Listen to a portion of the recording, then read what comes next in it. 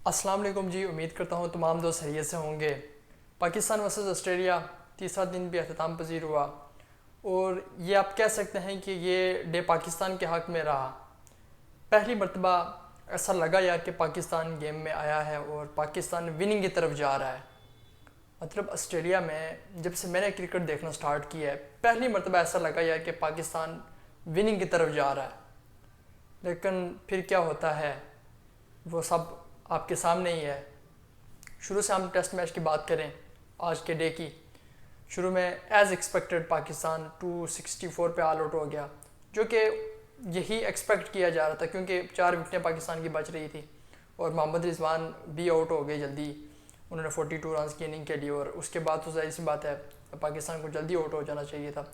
लेकिन 264 आमिर जमाल ने कुछ बैटिंग की, कुछ ऐड किए रन और 264 पाकिस्तान ने किया, जो कि लग भी यही रहा था।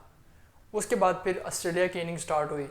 ओए ओए ओए, मैं कहता हूँ कि तबाहकुन बॉलिंग थी पाकिस्तान की जानब से। क्या बॉलिंग थी यार शुरू से, मतलब मज़ा आ गया देखते हुए मैच को, इंजॉय किया मैच को।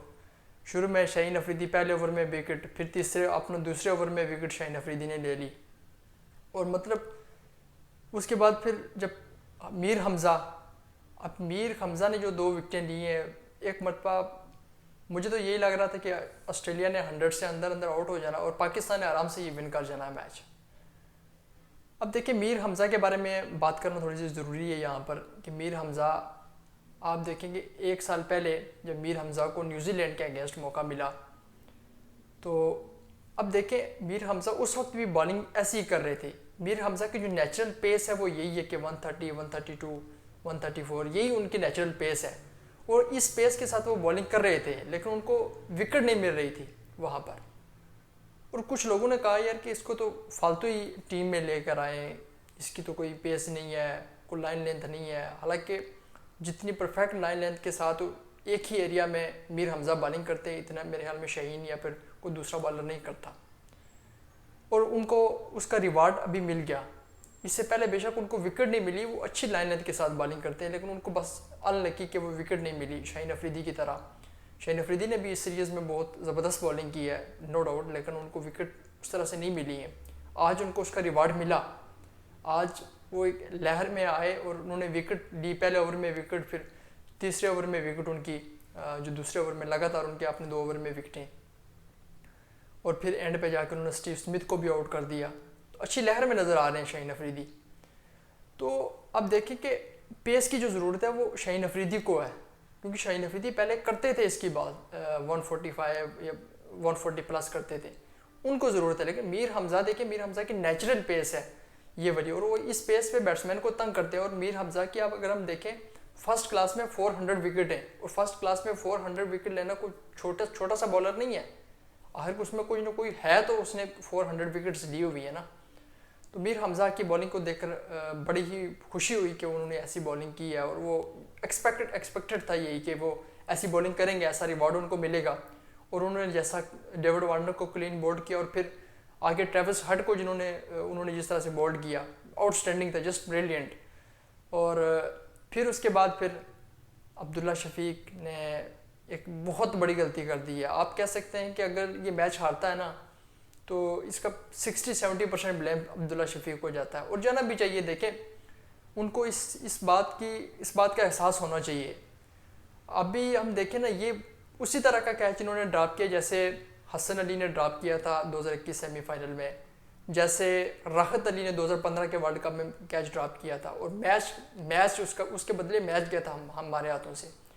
तो सेम यही सिचुएशन है। अगर 46 पे मेरे ख्याल में मिचेल मार्श का कैच ड्रॉप हुआ है, अगर वहाँ पर विकेट हो जाती तो पाकिस्तान मुमकिन था कि ऑस्ट्रेलिया को अंडर 100 या फिर आप कह सकते हैं कि इसी दिन में ऑल आउट कर देता कम से कम, यानी कि 150 के अंदर अंदर पाकिस्तान ने ऑल आउट कर देना था ऑस्ट्रेलिया को। जाहिर सी बात है वो अर्ली ऑन थी, अर्ली ऑन अगर विकेट हो जाती तो पाकिस्तान को यकीनी तौर पर विकेट मिलनी ही मिलनी थी और पाकिस्तान को टारगेट आसान था, यानी कि 200 या 180 तक टारगेट होता तो पाकिस्तान चेज कर भी लेता, इजीली कोई मसला नहीं था।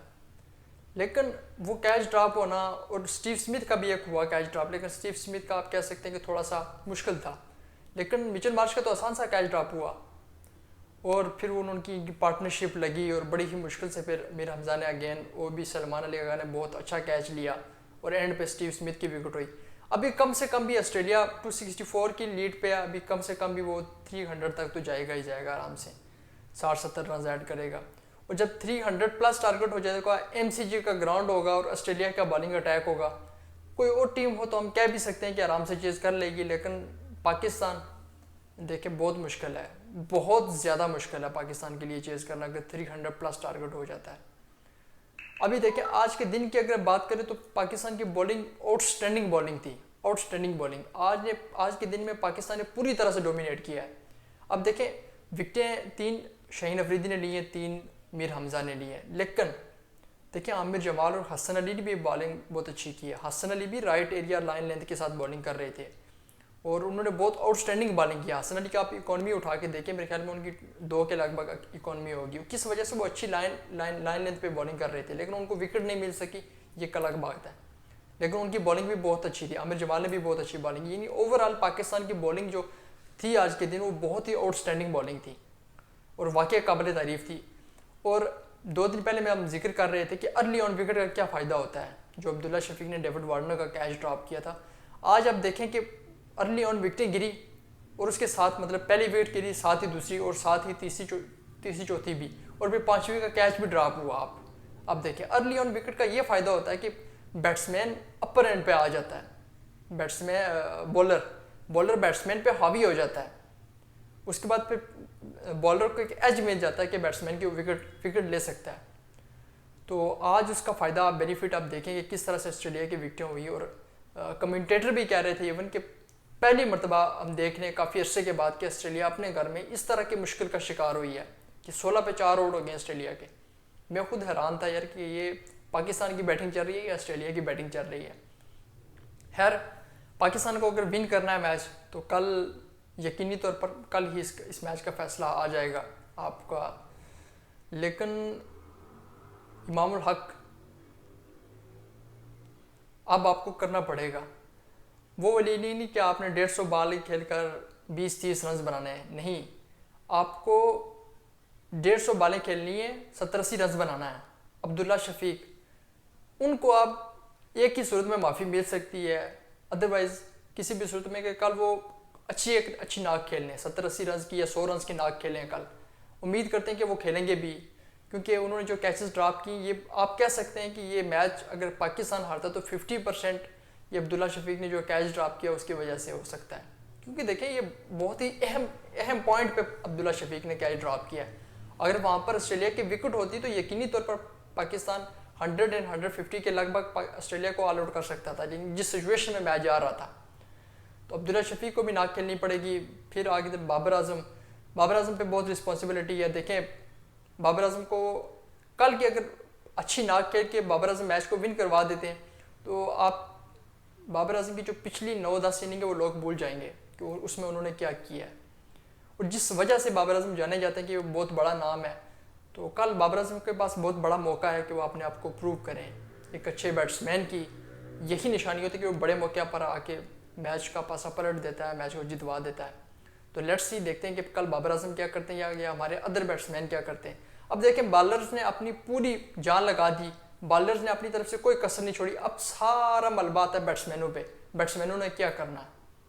अब देखेंगे कल के क्या बैट्समैन, हमारे बैट्समैन क्या करते हैं, चेज़ कर सकते हैं या नहीं कर सकते। कल डिसीजन ऑलमोस्ट आ जाएगा। अगर पहली बात है कल ही डिसीजन आ जाना, अगर हुआ भी तो मतलब कन्फर्म हो जाएगा कि मैच किसने विन करना है कल, इतना कन्फर्म हो जाएगा कल। उम्मीद बेहतरी के करते हैं कि पाकिस्तान कल बैटिंग अच्छी करे, फर्स्ट सेशन में ऑस्ट्रेलिया को ऑल आउट करे और बैटिंग अच्छी करे और पाकिस्तान विन करे। उसके बाद चलते हैं जी इंडिया और साउथ अफ्रीका की जानब।